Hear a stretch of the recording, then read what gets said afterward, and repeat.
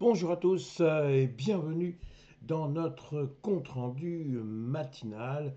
Eh bien, nous allons observer ce qui s'est passé sur le CAC 40 et bien évidemment sur le S&P 500. Alors, notre CAC 40, eh bien, l'on a vu qu'il va mal, on pourrait même dire qu'il va très mal et surtout, il n'est plus en symbiose avec les autres marchés.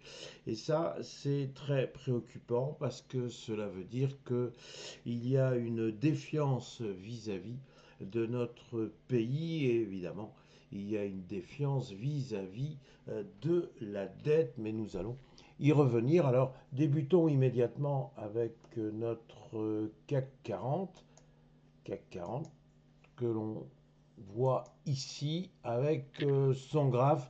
J'ai titré Sauf qui peut. Et pourquoi sauf qui peut? Eh bien tout simplement parce que l'on voit qu'il y a un gap baissier, c'est plus un gap, c'est une véritable tombe. Euh, l'on voit ici la base de la bougie d'avant-hier et l'on voit la petite bougie d'hier qui est manifestement très éloignée de la précédente. Hier, j'avais indiqué que il y avait des chances que l'on puisse rejoindre les 7800 points et je me demandais si ce support allait lui-même tenir. Eh bien, j'étais encore trop optimiste puisque l'on a vu que dès l'ouverture, le CAC 40 a abandonné, mais alors sans même réfléchir, sans état d'âme, il a tout simplement éliminé les 7800 points. Alors, est-ce qu'on peut considérer que ça suffit? Est-ce qu'on peut considérer qu'il y avait un magnifique mouvement de panique qui va susciter chez des acheteurs une envie de revenir se frottant les mains à l'idée d'une superbe opportunité? Il faut faire attention, tout le monde connaît l'expression il ne faut jamais rattraper un couteau qui tombe.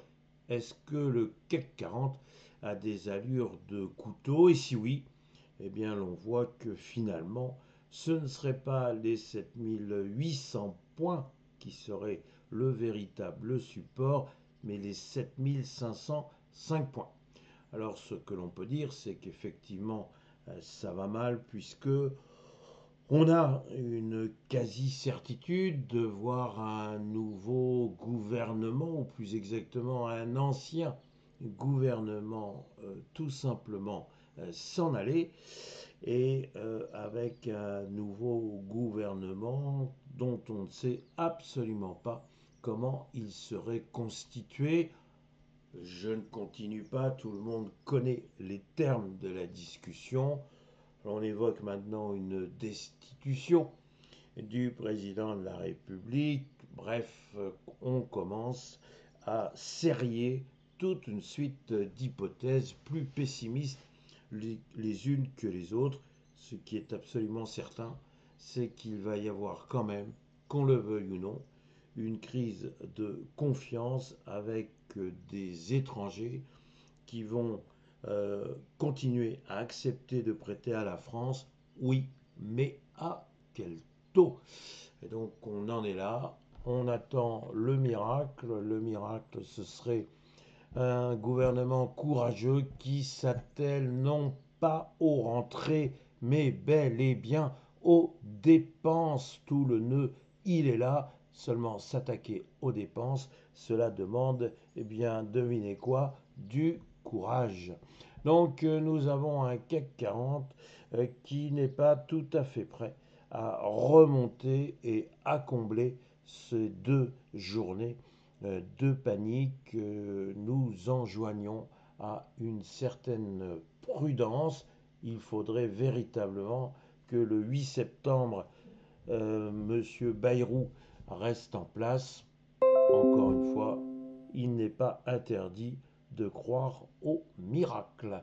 Voilà pour le CAC 40. Si maintenant je regarde du côté du S&P 500, alors là, je vois manifestement un Jean qui rit et un Jean qui pleure, ou plus exactement, un Jean qui pleure avec le CAC 40 et un Jean qui rit avec le S&P 500.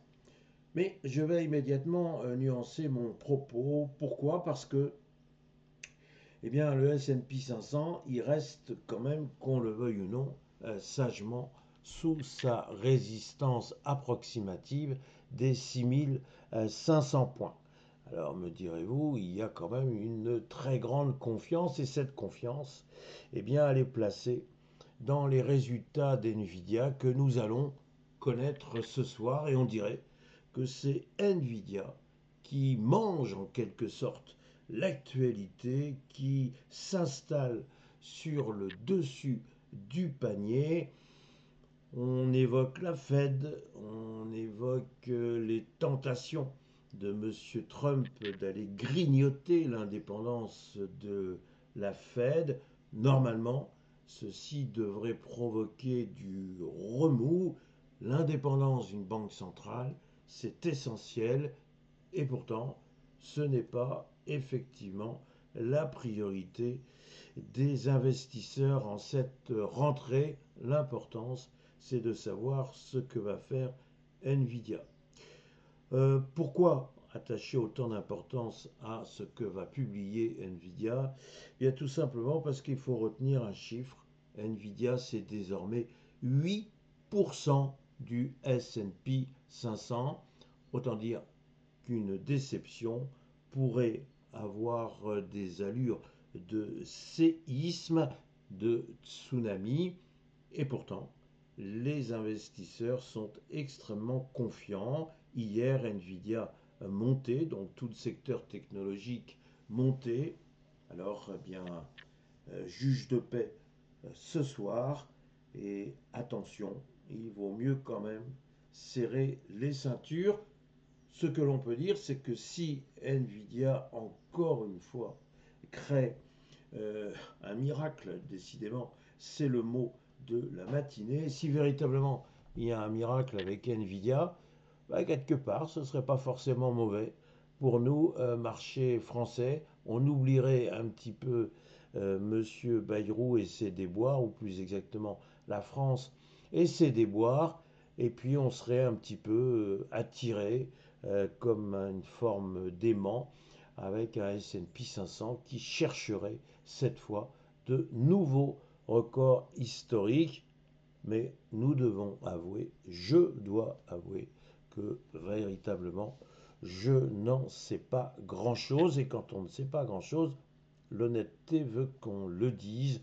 Je suis incapable de vous dire si Nvidia va effectivement pulvériser des records. Si on s'arrête au sentiment des investisseurs, je dirais que bah, c'est peut-être eux qui ont raison, puisque le marché a toujours raison et que le marché est en train de faire confiance à Nvidia.